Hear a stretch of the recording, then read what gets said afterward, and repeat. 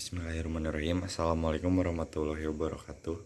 Perkenalkan, nama saya Faris Nandi Prasetyo, Prodi Administrasi Publik, Fakultas Ilmu Administrasi dan Humaniora, Universitas Muhammadiyah Sukabumi.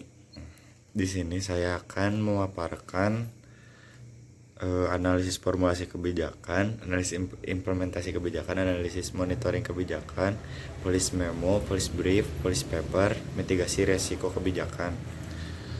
Ini merupakan tugas video dari mata kuliah analisis kebijakan publik. Yang ke-1 mungkin ada analisis formulasi kebijakan. Perumusan atau formulasi kebijakan merupakan pengembangan alternatif-alternatif kebijakan dalam menghadapi masalah-masalah di dalam agenda publik. Formulasi kebijakan terjadi di dalam birokrasi pemerintah, kantor, kelompok-kelompok kepentingan, ruang komite legislatif, pertemuan komisi khusus, dan organisasi perencana kebijakan atau dikenal juga sebagai think tanks.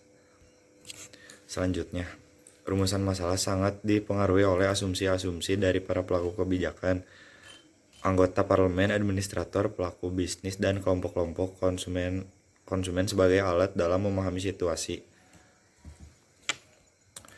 Jadi proses perumusan kebijakan dapat dipahami sebagai proses pembuatan suatu kebijakan publik.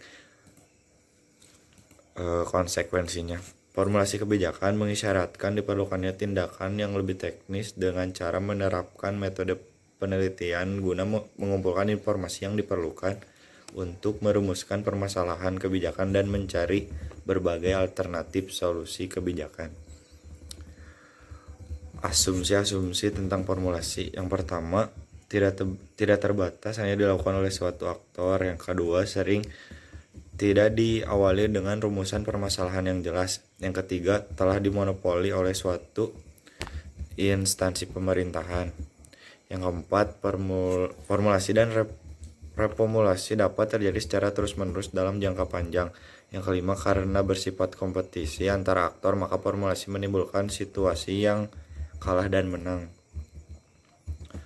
Yang kedua, ada analisis implementasi kebijakan. Analisis implementasi kebijakan adalah Analisis implementasi kebijakan adalah upaya memahami dan menjelaskan mengenai pelaksana, penerapan, penginterpretasi, realisasi dari kebijakan publik agar memahami hasilnya dapat dijadikan bahan penilaian dan acuan dalam evaluasi pelaksanaannya kebijakan dan pelaksanaan kebijakan seluruhnya. Dalam analisis implementasi kebijakan ada faktor pendorong dan faktor penghambat. Faktor pendorong di antaranya yaitu karakteristik masalah, karakteristik kebijakan, dan lingkungan kebijakan. Yang kedua ada faktor penghambat, yaitu informasi, isi kebijakan, dukungan, dan pembagian potensi. Model implementasi ada 9, yaitu model Van Meter dan Van Horn, model Mazmanian dan Sabatier, model Grindel, model Elmore, model Edward, model Nakamura dan Smallwood, model jaringan, model Mathian. Yang ketiga ada analisis monitoring kebijakan. Monitoring adalah aktivitas yang ditunjukkan untuk memberikan informasi tentang sebab dan akibat dari suatu kebijakan yang sedang dilaksanakan. Monitoring dilakukan ketika sebuah kebijakan sedang diimplementasikan. Monitoring diperlukan agar kesalahan awal dan dapat segera diketahui dan dapat dilakukan tindakan perbaikan sehingga mengurangi resiko yang lebih besar. Tujuan monitoring yaitu menjaga agar kebijakan yang sedang diimplementasikan sesuai dengan tujuan dan sasaran. Yang kedua, menemukan kesalahan sedini mungkin sehingga mengurangi resiko yang lebih besar.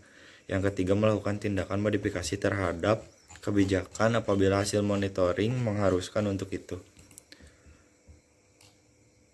Pendekatan monitoring itu ada akuntansi sistem sosial, eksperimental sosial, akuntansi sosial, sintesis, heuristik, dan praktik. Selanjutnya ada policy memo. Memo kebijakan atau policy memo adalah rekomendasi singkat akan satu isu kebijakan untuk landasan pembuat keputusan kebijakan yang bersifat terbatas. Memo kebijakan bersifat praktis, teknis, dan biasanya dapat kombinasi pilihan kebijakan.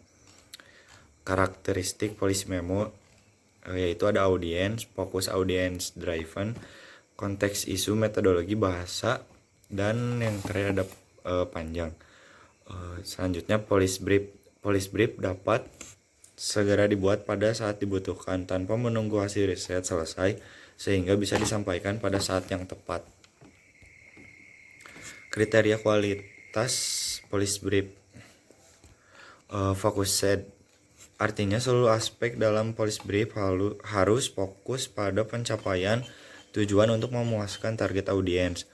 Yang kedua ada profesional, not akademik. Artinya audiens policy brief lebih berkepentingan terhadap perspektif penulis tentang masalah dan solusi yang berbasis pada bukti-bukti baru. Selanjutnya ada policy paper, merupakan alat komunikasi yang berorientasi pada masalah dan digerakkan oleh nilai. Dengan demikian, apakah menargetkan spesialis kebijakan atau pembuat keputusan lain, tujuan dari makalah kebijakan adalah untuk memberikan argumen yang komprehensif dan persuasif yang membenarkan rekomendasi kebijakan yang disajikan dalam makalah dan untuk bertindak sebagai alat pengambilan keputusan dan seruan untuk bertindak bagi target. Yang terakhir ada mitigasi resiko kebijakan. Mitigasi resiko kebijakan adalah upaya untuk mengurangi atau menghentikan dampak negatif yang sudah terjadi. Adapun hubungan pengelolaan risiko dengan pengendalian internal. Mungkin sekian yang bisa saya sampaikan. Wabillahi taufiq wal hidayah. Wassalamualaikum warahmatullahi wabarakatuh.